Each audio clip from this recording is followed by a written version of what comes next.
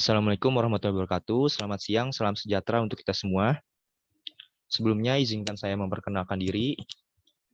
Saya Fikri Ramdhani Pangestu. Di sini saya akan mempresentasikan hasil tugas PPK tentang proyek TA yang berjudul Pra Perancangan Pabrik Propilen Glikol dengan kapasitas 135.000 ton per tahun. Adapun materi yang akan saya sampaikan pada hari ini yaitu tentang pendahuluan yang berisi latar belakang, kemudian tentang teknologi proses yang tersedia dan yang dipilih, dan yang terakhir ada neraca massa dan neraca panas atau neraca energi. Latar belakang. Propilen glikol atau propandiol 1,2 merupakan cairan kental tidak berwarna dan memiliki berat molekul 76,1 gram per mol. Propilen glikol dapat diproduksi dengan adanya reaksi antara propilen oksida dengan air. Berdasarkan aplikasinya, propilen glikol memiliki peranan yang cukup penting dalam menunjang kehidupan sehari-hari. Di antaranya dapat digunakan sebagai campuran pengawet dan pelarut dalam industri makanan, bahan pelembut dan pelembab pada industri kosmetik, campuran obat, serta sebagai bahan aditif dalam industri pembuatan cat. Saat ini, besarnya penggunaan bahan propilen glikol tidak didukung dengan produksi nasionalnya. Di Indonesia sendiri hanya terdapat satu industri kimia yang memproduksi propilen glikol, yaitu PT Justus Sakti Raya. Sehingga dari tahun ke tahun Indonesia terus mengimpor dari luar negeri. Menurut kami, pendirian pabrik propilen glikol di Indonesia memiliki peluang yang cukup besar terhadap pasar dalam negeri, terutama untuk menekan angka impor dan meningkatkan pertumbuhan ekonomi negara.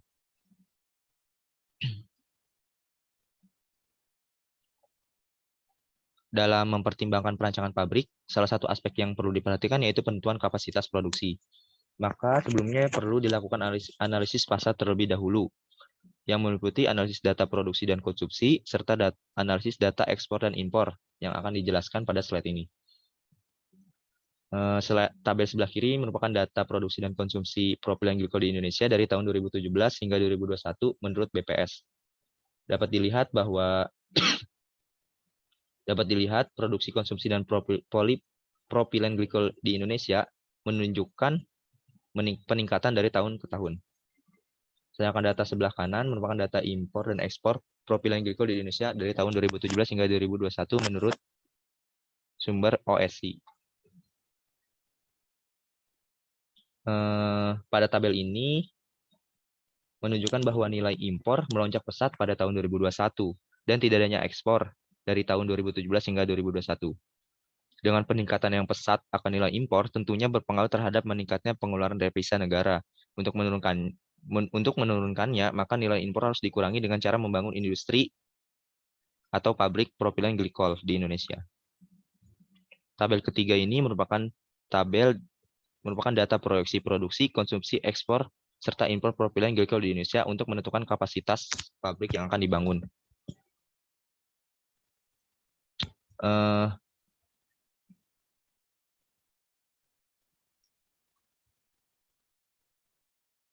Penentuan kapasitas pabrik ini harus dilihat dari nilai supply dan demand. Ya, mengacu pada dua parameter, yaitu supply dan demand di tahun pabrik akan beroperasi serta kapasitas terkecil untuk pabrik. Dari proyeksi 2022 hingga 2026, maka dapat dilihat pabrik propilen glikol yang akan dibangun memiliki kapasitas produksi dengan rentang 100.000 hingga 135.000 ton per tahun. Maka selisihnya antara supply dan demand yaitu sebesar 133.000 ton per tahun. Hingga kami bulatkan menjadi 135 ton per tahun produksi propilen glikol. Pemilihan kapasitas perancangan ini diharapkan dapat memenuhi kebutuhan propilen glikol dalam negeri, terutama dalam negeri sih. Penentuan lokasi. Untuk penentuan lokasi pabrik menjadi peranan yang cukup penting juga ya dalam merancang pabrik. Penentuan lokasi pabrik ini dipilih berdasarkan kegiatan operasional pabrik serta keuntungan jangka panjangnya. Menurut kami, lokasi pendirian pabrik propilen glikol yang tepat yaitu ada di kota Cilegon, Banten. karena lokasinya dekat dengan pabrik pemasok bahan baku seperti PT Prima Etikolindo dan PT Yasa Ganesha Putra. Selain itu, lokasi tersebut dekat dengan pelabuhan dan memiliki keuntungan-keuntungan lainnya seperti pada slide. Teknologi proses. Ditinjau dari proses pembuatan propilen glikol, ternyata dapat dilakukan dengan beberapa cara. Dari proses-proses tersebut dapat dibuat perbandingan untuk setiap proses, seperti yang telah saya rangkum pada tabel berikut. Perbandingan ini bertujuan untuk mengetahui kelebihan dan kekurangan dari setiap prosesnya. Berdasarkan tabel ini, maka kami pilih proses hidrasi propilen oksida dengan katalis asam. Asam yang digunakan itu metil format.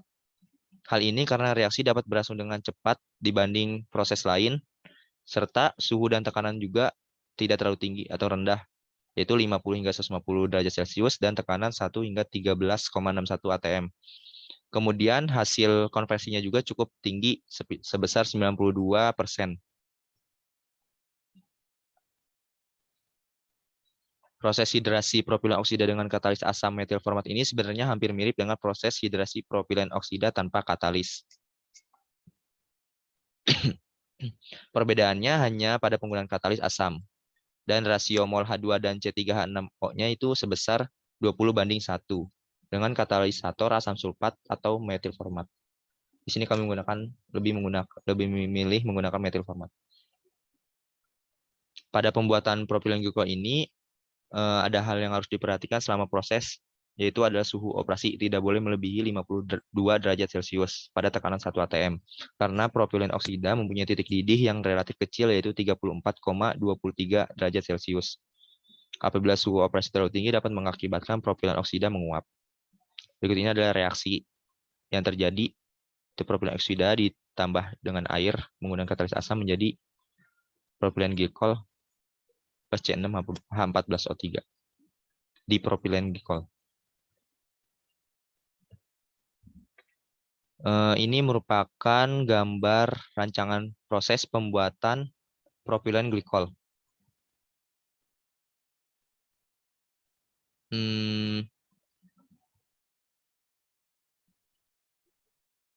Mula-mula bahan baku propilen oksida, air, dan metil format masuk ke dalam reaktor. Dengan reaktor tersebut masuk ke dalam reaktor RATB, reaktor alir tangki berpengaduk, dengan kondisi operasi pada suhu 150 derajat Celcius dan tekanan 13,61 atm. Reaksi pembentukan propilen glikol di sini merupakan reaksi eksotermis, sehingga dalam proses reaksinya diperlukan pendingin agar kondisi operasi dapat terjaga sesuai yang diinginkan. Pendingin yang digunakan adalah jaket pendingin dengan media pendinginnya air. Hasil dari reaktor kemudian dialirkan ke flash drum. Flash drum untuk dipisahkan sebagian propilen oksida sisa, air, dan metil format. Air, metil format, etilen oksida, dan propionaldehid dari propilen glikol dan dipropilen glikol. Sebelum masuk ke flash drum, produk dari reaktor ini harus diturunkan tekanannya. Karena tadi tekanannya kan cukup tinggi, 13,61 atmosfer. Diturunkan tekanan menggunakan expansion valve. Kemudian produk atas dari flash drum ini di-recycle ke dalam reaktor kembali, karena untuk memanfaatkan sisa propilen oksida, air, dan metil format. Tapi sebelum di-recycle, beberapa komponen produk atas di-purging terlebih dahulu untuk menghilangkan etilen oksida dan propionaldehid. Kemudian sedangkan produk bawah dari flash drum akan dialirkan menuju menara destilasi 1 untuk pemurnian lebih lanjut. Dari menara destilasi 1 ini, sebelumnya fungsi menara destilasi 1 ini bertujuan untuk memisahkan sebagian besar air dan propilen oksida yang terikut dalam produk bawah tadi, produk flash drum 2.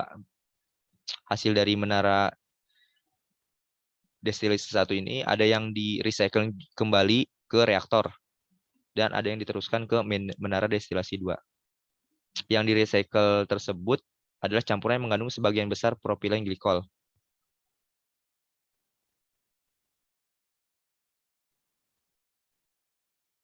Kemudian hasil bawahnya langsung masuk ke menara destilasi 2, yaitu untuk memisahkan produk utama, yaitu propilen glikol dengan produk samping di propilen glikol.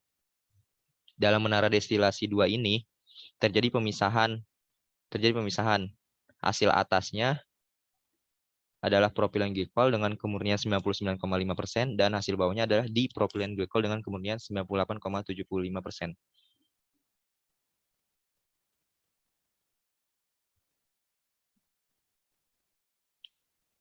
Neraca massa dan neraca panas. Ini merupakan blok flow diagram dari neraca massa. Penjelasannya akan ada di slide berikutnya.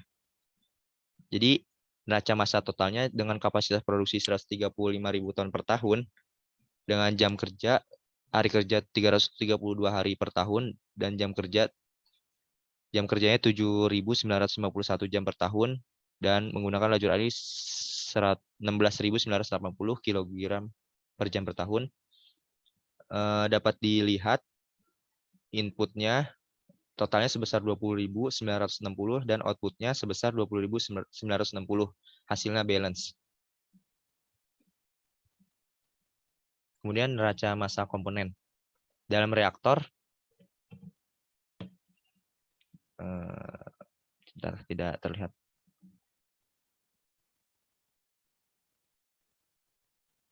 Nah, dalam reaktornya inputnya yaitu sebesar 33.621 dan outputnya 33.621 dan hasilnya balance. Kemudian neraca massa komponen di flash drum yaitu produk masuknya sebesar 33.621 dan keluarannya sama 33.621 dan hasilnya balance. Sedangkan di menara destilasi 1 produk masuknya tadi hanya tersisa propilen oksida, air, propilen glikol dan dipropilen glikol. Totalnya 22.178 dan keluarannya 22.178. Hasilnya balance juga. Dan di menara destilasi 2 tadi yang masuk 20.953 dan yang keluar 20.953 juga. Dan hasilnya balance. Neraca massa komponen. Pada reaktor total aliran panas masuknya yaitu sebesar 342.000